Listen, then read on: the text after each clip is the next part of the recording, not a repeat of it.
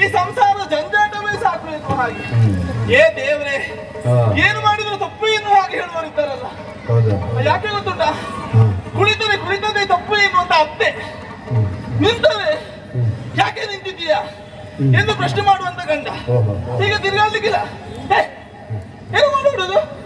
ಕುತ್ಕೊಳ್ಳಿಕ್ಕೆ ಆಗುದಿಲ್ವಾ ಎಂದು ಜೋರು ಮಾಡುವುದು ಅತ್ತೆ. ತಿರುಗಾಡ್ಲಿಕ್ಕೆ ಬಿಡುವುದಿಲ್ಲ. ಹಾಗೆ ಕೂತ್ಕೊಂಡಿದ್ರೆ ಬರೀ ಕೂತ್ಕೊಂಡು ಸಾಕ ಹೋಗುದಿಗೆ ಎಂದು ಜೋರು ಮಾಡಬೇಕು. ಹೌದಪ್ಪ, ಈ ರೀತಿಯಾಗಿ ಕುಳಿತದೆ ತಪ್ಪು ಎನ್ನುವ ಅತ್ತೆ ಎದುರು ನಿಂತರೆ ಯಾಕೆ ನಿಂತಿದ್ದೀಯಾ ಎಂದು ಪ್ರಶ್ನೆ ಮಾಡುವ ಗಂಡನ ಎದುರು ಕುಳಿತು ಸಂಸಾರವನ್ನು ಸಾಗಿಸುವಂತ ನನ್ನನ್ನ ಜಾಣೆ ಅಂತ ಕರೆದು. ಹೌದೌದೌದು, ನಿಮಗೆ ನನ್ನ ಪರಿಚಯ ಆಯ್ತಾ? ಈಗ ಯಾರು ಜಾಣೆ ಅಂತ ಗೊತ್ತಾಯ್ತು. ಹೌದಾ? ಹೆಸರು ಗೊತ್ತಾಗ್ಲಿಲ್ವಾ?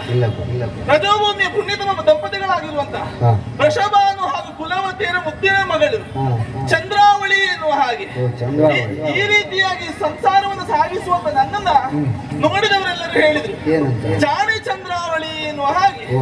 ಹೌದೌದು, ಯಾಕೆ ಹೇಳಿ? ನನ್ನ ತಾಯಿಗೆ ನಾನು ಒಬ್ಬಳೆ ಮಗಳಿಲ್ಲ, ಇನ್ನು 6 ಮಂದಿ ಹೆಣ್ಣು ಮಕ್ಕಳು. ಹೌದಪ್ಪ, ನಾನು ಹೇಳಿದೆ ಅವಳು. ಹೌದೌದು, ಉಳಿದಂತ 6 ಮಂದಿ ಏನಾಗಿದ್ದಾರೆ? ಆ ಕೃಷ್ಣನ ಜೊತೆಯಲ್ಲಿ ಓಡಿ ಹೋಗಿದ್ದಲ್ವಾ? ಹೌದಪ್ಪ, ನಾನು ಒಂದು ಓಡಿ ಹೋದವಳು ಅಂತ ಹೇಳುದಾ? ಕಣ್ಣಿಗೆ ಬಿದ್ದರೂ ಅವನ ಕೈಗೆ ಸಿಗೋಳು ನಾನಲ್ಲ. ಆದ್ರೆ ಅವನಿಂದ ನನ್ನ ಪಾಲಿಗೆ ತೊಂದರೆ ಬರಬಾರದು ಎನ್ನುವ ಕಾರಣಕ್ಕಾಗಿ ಸಿಂಧು ಗ್ರಾಮದ ಊರಗೌಟನೆಂದೆನಿಸಿಕೊಂಡಂತ ಚಂದಗೋಪರಿಗೆ ಕೊಟ್ಟು ಮದುವೆಯನ್ನು ಮಾಡಿದ. ಹಾಗಿರುವಾಗ ಅಯ್ಯೋ ನಮ್ಮ ಗಂಡನೇ, ನನ್ನ ಗಂಡ ಗುಂಡ ಅಯ್ಯೋಯ್ಯೋ ಗುಂಡ ಬೇರೆ, ಗಂಡ ಗುಂಡ ಅಂತ ಹಾಗೆ ಹೇಳಿದ್ದು. ಹೌದಪ್ಪ, ಎಲ್ಲರೂ ಒಬ್ಬ ವ್ಯಕ್ತಿಗೆ ಹೆದರುವುದು ಬೇರೆ, ಹೇಸುವುದು ಬೇರೆ. ಆದ್ರೆ ಕೃಷ್ಣನಿಗೆ ನನ್ನ ಗಂಡ ಯಾಕೆ ಹೆದರುತ್ತಾರೆ, ಹೇಸುತ್ತಾರೆ ಏನೋ ಮತ್ತೆ ಗೊತ್ತಾದದ್ದು ನನಗೆ. ಹೌದಾ? ಮದುವೆಯಾಗಿ ಎಷ್ಟೋ ವರ್ಷಗಳು ಕಳೆದೇ ಹೋಯಿತು. ಒಂದು ಮಾತಿಲ್ವಾ, ಹೆಣ್ಣಿಗೆ ತವರಾಸೆ, ಹಕ್ಕಿಗೆ ಗೂಡಾಸೆ ಎನ್ನುವ ಹಾಗೆ ಮದುವೆಯಾಗಿ ವರ್ಷಗಳೇ ಕಳೆದರೂ ತಾಯಿಗೆ ಮನೆಗೆ ಹೋಗೋದಕ್ಕೆ ಆಗಲೇ ಇಲ್ಲ. ಆದ್ರೆ ಮೊನ್ನೆ ಹೋಗಿ ನನ್ನವರೆಲ್ಲ ಕೇಳಿದೆ, ಸ್ವಾಮಿ ತವರು ಮನೆಗೆ ಹೋಗ್ತೇನೆ ಎನ್ನುವಾಗೆ. ಬೇಡ, ನಮ್ಮ ಯಜಮಾನರು ಹೇಳಿದ್ದು. ಆಯ್ತು ಎನ್ನುವಾಗೆ ಸುಮ್ಮನೆ ನೋಡಿದೆ. ಆದ್ರೆ ಮೊನ್ನೆ ಹಾಗಾಗ್ಲಿಲ್ಲ ನೋಡಿ. ನನ್ನ ಅಮ್ಮನೇ ಬಂದು ಕೇಳಿದ್ರು, ಅಳಿಯ ದೇವರೇ, ಮಗಳನ್ನು ಸ್ವಲ್ಪ ದಿವಸ ಮಟ್ಟಿಗಾದ್ರೂ ಕಳಿಸಿಕೊಡಿ ಎನ್ನುತ್ತವರಿಗೆ ಎನ್ನುವ ಹಾಗೆ. ಅಮ್ಮನ ಮಾತಿಗೆ ಮೆಚ್ಚಿದಂತ ನನ್ನವರು ಹೂ ಅಂತ ಹೇಳಿದ್ರು. ಸಂತೋಷ ಆಯ್ತು. ಯಾವ ಹೆಣ್ಣು ಮಕ್ಕಳಿಗೆ ಸಂತೋಷ ಆಗುದಿಲ್ಲ ತವರು ಮನೆ ಹೋಗ್ಲಿಕ್ಕೆ? ಹೌದಪ್ಪ, ಹಾಗಿರುವಾಗ ತವರು ಮನೆಗೆ ಹೋಗಬೇಕು ಎನ್ನುವ ಕಾರಣಕ್ಕಾಗಿ ಗಂಡನ್ನು ಕಟ್ಟಿಕೊಂಡು ಹೊಸ್ತಲಿನಿಂದ ಕಾಲ ಆಚೆ ಇರ್ತೇನೆ. ನಿಲ್ಲು ಚಂದ್ರ, ಯಾರು ಹೇಳಿದ್ರು? ನಮ್ಮ ಯಜಮಾನರು ಚಂದ್ರ ಅಂತ ಚಂದ್ರ ಅವಳನ್ನು ಪ್ರೀತಿಯಿಂದ ಚಂದ್ರ ಅಂತ ಹಾಗೆ ಹೇಳಿದ್ದು. ಆಗ ನನ್ನವರು ಹೇಳಿದ್ದೇನು ಗೊತ್ತುಂಟಾ? ಕೃಷ್ಣನ ಕಣ್ಣ ದೃಷ್ಟಿಗೆ ಕೊಟ್ಟ ಸುದ್ದಿಯ ಕೇಳ್ದನಾದೊಡೆ ಒಕ್ಕ ಕೂಡದು ಮನೆಯ ಬಾಗಿಲು ಮುಟ್ಟ ಕೂಡದು ಇವಳನ್ನು. ಹೌದಪ್ಪ, ನಮ್ಮ ಯಜಮಾನ್ ಎಷ್ಟು ಮಾತಾಡಿದ್ದು. ಹೌದೌದೌದು. ಆಮೇಲೆ ಗೊತ್ತಾದದ್ದು, ನಾ ಪ್ರಥಮದಲ್ಲಿ ಹೇಳಿಲ್ವಾ, ಒಬ್ಬ ವ್ಯಕ್ತಿ ಇನ್ನೊಬ್ಬ ವ್ಯಕ್ತಿಗೆ ಹೆದರುವುದು ಬೇರೆ, ಹೇಸುವುದು ಬೇರೆ. ಕೃಷ್ಣನ ಆಡಳಿತಕ್ಕೆ ನನ್ನವರು ಹೇಸಿದ್ದು. ಹೌದಪ್ಪ, ಎಲ್ಲಿಯಾದ್ರೂ ಅವನಿಂದ ನನ್ನ ಹೆಂಡತಿಗೆ ತೊಂದರೆ ಬರ್ತದೆ ಎನ್ನುವ ಕಾರಣಕ್ಕಾಗಿ ಹಾಗೇನು ಆಗುದಿಲ್ಲ ಎನ್ನುವ ಹಾಗೆ ನನ್ನವರಿಗೆ ನಾನು ಸಾಂತ್ವನದ ಮಾತುಗಳನ್ನು ಹೇಳಿ ತವರು ಮನೆಗೆ ಬಂದದ್ದು. ತವರು ಮನೆಗೆ ಬಂದು ಒಂದಲ್ಲ ಎರಡಲ್ಲ 3 ದಿವಸ ಆಯ್ತು. 3 ದಿವಸ. ಕಾರಣ ಉಂಟು. ಬೇಸರ ಆದ್ರೆ ಹಾಗೆ ಸಮಯಗಳು ಕಳೆದದ್ದೇ ಗೊತ್ತಾಗುವುದಲ್ಲ. ಯುಗಗಳು ಕ್ಷಣವೊಂದು ಯುಗವಾಗಿ ಪರಿಣಮಿಸ್ತದೆ. ಅದೇ ಸಂತೋಷ ದಿನಗಳು ಕಳೆಯುವಾಗ ಕಾಲ ಕಳೆದದೇ ಗೊತ್ತಾಗುತ್ತೆ. ಇನ್ನು ಒಂದು ವಾರ ಇದ್ರೆ ಏನು? ಹಾಗೆ ಹಾಗೆ ಈಗ ಅಮ್ಮನಲ್ಲಿ ಹೋಗಿ ಕೇಳಿಕೊಂಡೆ, ಅಮ್ಮ ಬೇಸರ ಆಗ್ತದೆ, ಹೋಗಿ ತಿರುಗಾಟ ಮಾಡಿ ಬರ್ತೇನೆ ಎನ್ನುವ ಹಾಗೆ. ಅದಕ್ಕೆ ಅಮ್ಮ ಏನ್ ಹೇಳಿದ್ ಗೊತ್ತುಂಟಾ? ಅಯ್ಯಯ್ಯೋ ಬೇಡ ಮಗಳೇ, ಕೆಟ್ಟ ಗಂಡಸರೆಲ್ಲ ಇದ್ದಾರೆ ಅಂತ. ಹಾಗಲ್ಲ, ನೀವು ತಾಗಿಸ್ಕೊಂಡು ಬೇಡ. ಅಲ್ಲ, ಅದು ಹೌದೌದು, ವರ್ಗಗಳು ಬೇರೆ ಉಂಟು. ಹೇಗೆ ಗೊತ್ತುಂಟಾ? ಕೆಲವೊಂದು ಕಾಮುಕ ವರ್ಗದವರೆಲ್ಲ ಇರ್ತಾರೆ. ಅವ್ರು ಹೇಗೆ ಗೊತ್ತುಂಟಾ? ಈ ಕಂಬಕ್ಕೊಂದು ಸೀರೆ ಸುತ್ತಿದ್ರು ಸಾಕು, ಮೆಲ್ಲ ಎತ್ತಿ ಅಂತ ವರ್ಗದವರು ಇದ್ದಾರೆ. ಅದಕ್ಕಾಗಿ ಅಮ್ಮ ಹೇಳುದು ಕೆಟ್ಟ ಗಂಡಸರು ಎನ್ನುವ ಹಾಗೆ. ಎಲ್ಲರೂ ಕುರಿತಾಗಿ ಆಡುವುದಲ್ಲ, ಇರಲೇ ಬಿಡಿ ಅಂತೆ.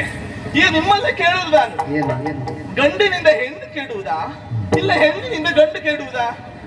ನೀವು ಹೆದರಬೇಡಿ, ನೀವು ಹೆದರಬೇಡಿ. ನನ್ನ ಪಕ್ಷ ವಹಿಸಿ ಮಾತಾಡ, ನಾನು ನಿಮ್ ಕಡೆ ಇದ್ದೇವೆ. ಹೌದಪ್ಪ, ನಾನು ಹೇಳ್ತೇನೆ. ಹೌದೇ ಹೌದು, ನೀವು ಹೇಳುದು ಸತ್ಯವೇ. ಹೆಣ್ಣು ಮಕ್ಕಳಿಂದ ಗಂಡು ಮಕ್ಕಳೇ ಹಾಳಾಗುವುದು. ಗಂಡು ಮಕ್ಕಳು ಎಲ್ಲರೂ ಒಳ್ಳೆಯವರು ಅಂತ ಹೇಳುವುದಲ್ಲ, ಎಲ್ಲರೂ ಕೆಟ್ಟವರು ಅಂತ ಹೇಳುವುದಲ್ಲ. ಹಾಳಾಗುವುದಕ್ಕೆ ಕೆಲವೊಂದು ಮಾರ್ಗ ಉಂಟು ಅಂತ. ಈಗ ನಿಮ್ಮಲ್ಲ ಕೇಳ್ತೇನೆ, ಹೆಣ್ಣಾದವಳು ಮನೆಯಲ್ಲಿ ಇರುವಾಗ ಹೇಗಿರ್ತಾಳೆ, ಹೊರಗಡೆ ಹೋಗುವಾಗ ಹೇಗಾಗುತ್ತಾಳೆ? ಮನೆಯಲ್ಲಿ ಇರುವಾಗ ಯಾವುದೋ ಒಂದು ಹಳೇ ಸೀರೆ ಉಟ್ಟುಕೊಂಡು ಆ ಕೂದಲೆಲ್ಲ ಕೆದರಿಕೊಂಡು ಕಟ್ಟಿ ಕಾಳಿ ಆಗಿರ್ತಾರೆ. ಅದೇ ನೀವು ಹೊರಗಡೆ ಹೋಗುವಾಗ ಕೇಳಬೇಕು, ಇದ್ದ 600 ಒಳ್ಳೆ ಪಟ್ಟೆ ಸೀರೆ ಇದೆ, ಒಂದೆರಡಲ್ಲ ಹೋಯ್, ಇದ್ದ 600 ಒಳ್ಳೆ ಪಟ್ಟೆ ಸೀರೆ ಇದೆ. ಒಂದು ಒಪ್ಪುವಂತ ಪಟ್ಟೆ ಸೀರೆ, ಅದಕ್ಕೆ ಒಪ್ಪುವಂತ ಕುಪ್ಪಸ, ಒಡವೆ ಆಭರಣಗಳು ನಮ್ಮಲ್ಲಿ ಇಲ್ಲದಿದ್ರೂ ತೊಂದ್ರೆ ಇಲ್ಲ. ಪಕ್ಕದ ಮನೆಯಲ್ಲಿ ಇದು ಬೇಡ ಯಾರು ಹಾಕೊಂಡು ಹೋಗ್ತಾರೆ. ಅಷ್ಟು ಚಂದ ಮಾಡಿಕೊಂಡು ಆಗ ಹೀಗೆ ಹೋಗುವುದು. ಹೌದಾ? ಹೀಗೆ ಹೋಗುವಂತ ಸಂದರ್ಭದಲ್ಲಿ ನಿಮ್ಮಂತ ಚಂದ ಇರುವ ಒಬ್ಬ ಹುಡುಗ, ನೀವು ಆಲೋಚನೆ ಮಾಡಿ, ನಿಮ್ಮಂತ ಚಂದ ಇರುವ ಒಬ್ಬ ಹುಡುಗ, ನೀವು ಆಲೋಚನೆ ಮಾಡಿ. ಒಂದೇ ವಾಕ್ಯದಲ್ಲಿ ಹೇಳಿ, ಒಂದೇ ವಾಕ್ಯ. ಚಂದ ಹುಡುಗ, ಹುಡುಗರ ಕತೆ ಬಿಡಿ. ಒಂದು ಚಂದದ ಹೆಣ್ಣು ಈಗ ಹೋಗ್ತಾ ಇರ್ತಾಳೆ. ಈಗ ಹೋಗುವ ಸಂದರ್ಭದಲ್ಲಿ ಅವರ ಮುಂದುಗಡೆಯಲ್ಲಿ ಇನ್ನೊಬ್ಬ ಹುಡುಗ ಹೋಗ್ತಾ ಇರ್ತಾನೆ. ಅವನನ್ನು ನೋಡಿದಂತೆ ಇವರು ಸುಮ್ಮನೆ ಇರ್ತಾರ? ಇಲ್ಲಪ್ಪ, ಅವನನ್ನು ನೋಡುವುದು ಇವರೆಲ್ಲ ಎಂತ ಮಾಡುದು ಗೊತ್ತುಂಟಾ? ಕಿಸಕ್ಕ ನಗಾಡು, ಕಿಸಕ್ಕ ನಗಾಡು. ನೋಡ್ಕೊಂಡು ಬನ್ನಿ, ಹೇಗೆ ನೀವು ಮಾಡುದು ಆಲೋಚನೆ ಮಾಡಿದ್ರೆ ಸಾಕು, ಹೇಗಂತ ಕೇಳುವ. ಕಿಸಕ್ಕನ ನಗಾಡಿದ್ರ ಅವ ಒಮ್ಮ ಹೀಗೆ ನೋಡ್ತಾನೆ, ಈ ಹೆಣ್ಣು ಮಕ್ಕಳೆಲ್ಲ ನನ್ನ ಯಾಕೆ ನೋಡಿ ನಗಾಡುದು ಅಂತ. ಇರಲಿ ಎನ್ನುವಾಗ ಮತ್ತೆ ಮುಂದೆ ಹೋಗ್ತಾ ಇರ್ತಾನೆ. ಮತ್ತೆ ಇವರು ಸುಮ್ಮನೆ ಉಳಿತಾರ? ಸುಮ್ಮನೆ ಇರುವುದಿಲ್ಲ. ಮತ್ತೇನ್ ಮಾಡ್ತಾರೆ ಗೊತ್ತುಂಟಾ? ಕಿಸಕ್ಕ ನಗಾಡು. ಕಾಲಮಿತಿ ಒಂದು ಸಾಕು. ಹೌದಾ? ಆ ರೀತಿ ನಗಾಡಿದಾಗ ಬೇರೆ ಗಂಡಸರಲ್ಲಿ ನಾನು ಕೇಳುವುದಿಲ್ಲ. ಈ ರೀತಿ ನಿಮ್ಮನ್ನು ನೋಡಿ ಒಂದು ಹೆಣ್ಣು ನಗಾಡಿದ್ರು ನೀವೆಂತ ಆಲೋಚನೆ ಮಾಡ್ತೀರಿ? ಅಲ್ಲ, ನೀವಾದ್ರೆ ಎಂತ ಆಲೋಚನೆ ಮಾಡ್ತೀರ?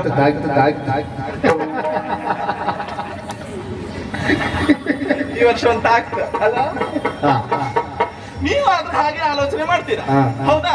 ಓ, ಇದು ಅಂದ್ರೆ ತಾಗಿದ್ರೆ ತಾಗೀತು ಎನ್ನುವ ಹಾಗೆ. ಈಗ ನೀವು ಹೇಳಿ, ಹೆಣ್ಣು ಮಕ್ಕಳಿಂದ ಗಂಡು ಮಕ್ಕಳು ಹಾಳಾಗುದು, ಗಂಡು ಮಕ್ಕಳಿಂದ ಹೆಣ್ಣು ಮಕ್ಕಳು ಹಾಳಾಗುದು.